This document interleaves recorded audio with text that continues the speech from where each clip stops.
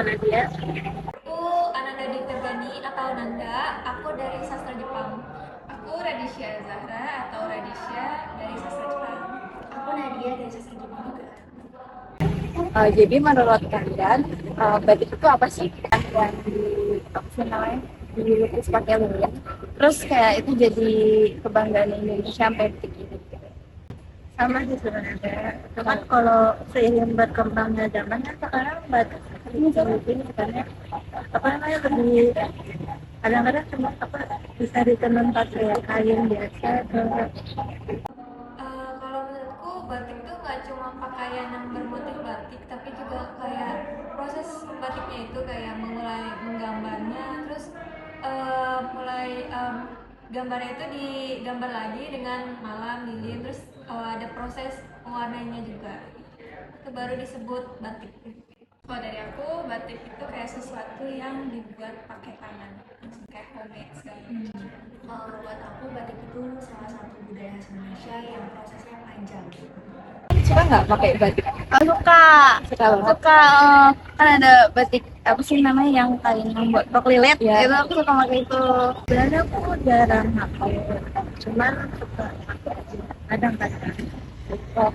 Kalau aku kadang-kadang sih, paling kalau lagi mau acara ke kondangan atau misalnya ada yang hari batik gitu kan, kadang seangkatan suka pakai batik terus foto bareng gitu aja sih. Kalau aku jarang, tapi kadang kalau misalkan ada yang matching nih, kan batik aku warnanya biru putih gitu ya. Aku pakai kalau memang caranya putih, kerudungnya putih, tapi biasanya dipakainya pas hari batik aja gitu. Sama sih, kalau aku sebenarnya jarang pakai batik, palingan kalau ada acara khusus kayak kondangan atau apa. Boleh nggak sih ceritain apa yang kalian ketahui tentang batik? Kemarin tuh aku datang ke apa acaranya sastra Jawa ya, yang itu dia lagi ngebahas batik. Itu di situ aku tahu perbedaan batik yang di print sama batik yang beneran dilukis pakai lilin. Terus habis itu aku jadi tahu motif-motif batik ini sih. Batik itu menurutku bukan cuma kayak yang tadi aku bilang, itu bukan kayak kain yang ada motif batiknya, tapi juga kayak gimana orang itu, kayak misalkan batik tuh ada motifnya tuh, ada kayak makna khususnya kan. Jadi kayak gak cuma sekedar kayak dijiplak aja di kain, tapi juga pas saat gambarnya itu perasaannya gimana, terus apa yang mau disampaikan dari motif batik itu sendiri. Kalau dari aku sama, setiap batiknya itu punya makna tersendiri, dan juga dari berbagai daerah yang beda-beda pasti punya makna yang berbeda, sama dia tuh warisan UNESCO juga kan buat bumi Indonesia. Aku juga sama sih, setiap daerah itu punya kekhasannya yang bikin dia unik.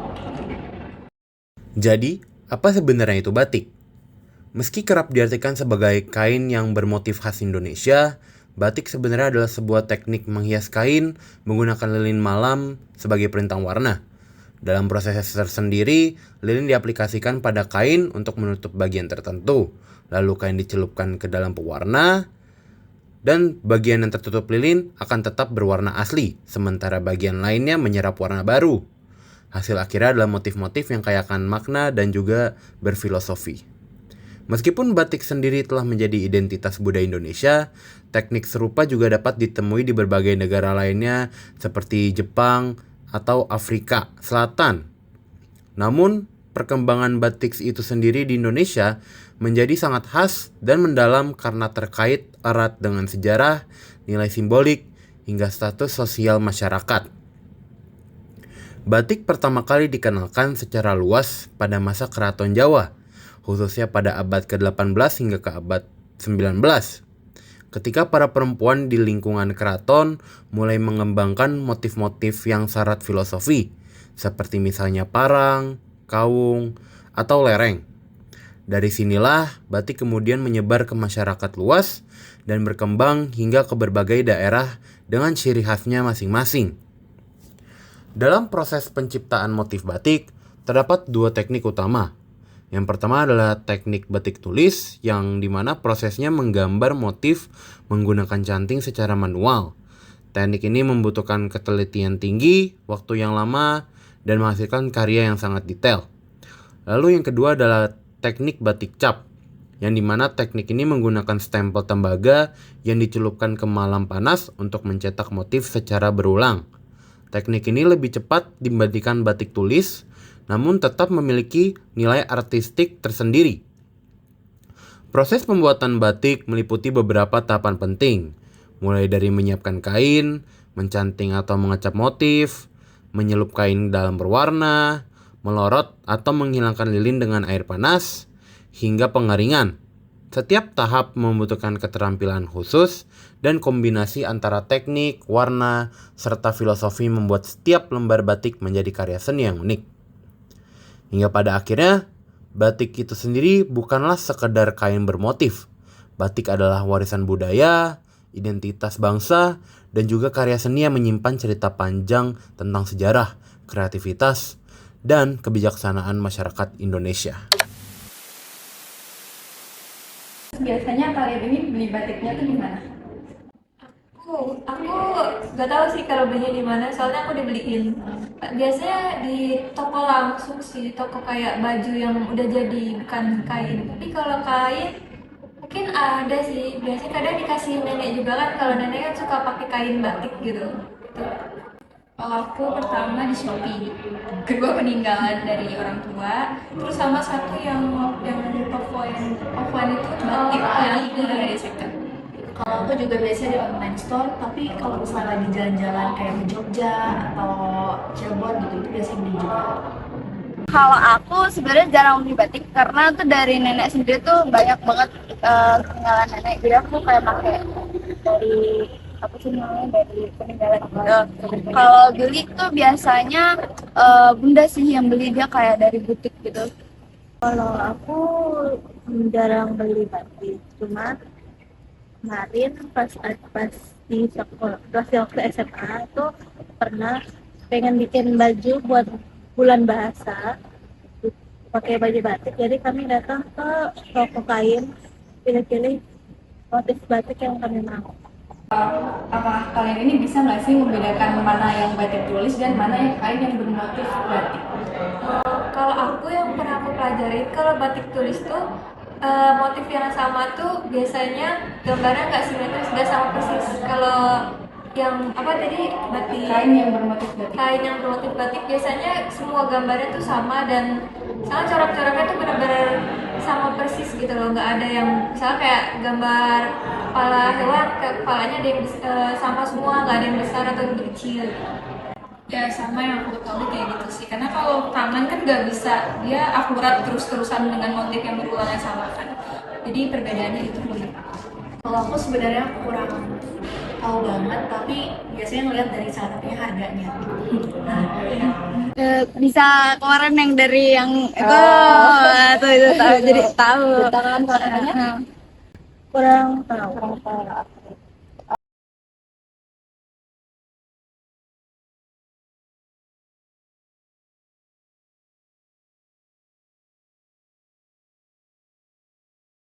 Batik printing sebenarnya sih kalau sekarang rata-rata printing semua orang belinya Semua printing, orang malah belinya printing. jarang yang ngerti batik tulis Hmm. atau pengrajin sih sebenarnya udah mulai kalah karena saingan di harga. Printing itu jauh lebih murah lah printingnya.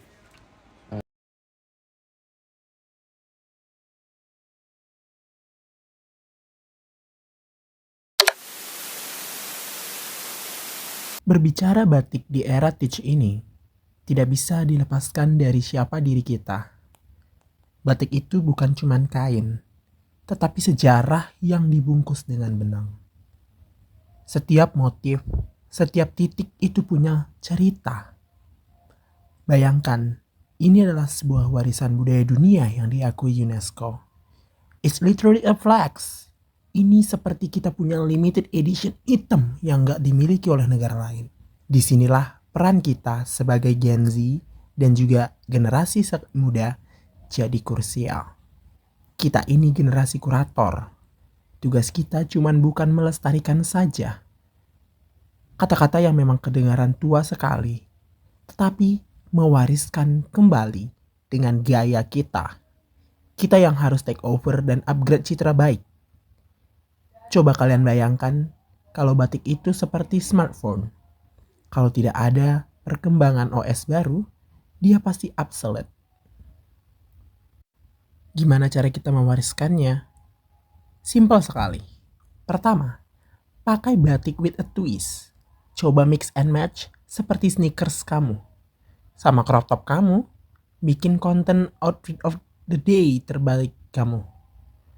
Kedua, share cerita batiknya di TikTok, di Instagram, dan juga sosial media lainnya. Dan yang ketiga, support lokal brand yang bikin batik jadi keren dan edgy. Kita punya platform. Kita juga punya banyak sekali media yang kita gunakan. Dan buat itu menjadi movement. Kita punya kekuatan untuk bikin scroll stop tentang konten batik. Jadi, next time kalian lihat batik, jangan hanya menganggap itu sebagai kain saja. Anggap itu sebagai identitas yang keren dan aset budaya yang harus kita jaga biar stay relevant. It's on us, guys. Yuk, sama-sama kita bikin batik jadi trending topik lagi. Bukan cuma di tanggal 2 Oktober, tapi setiap harinya.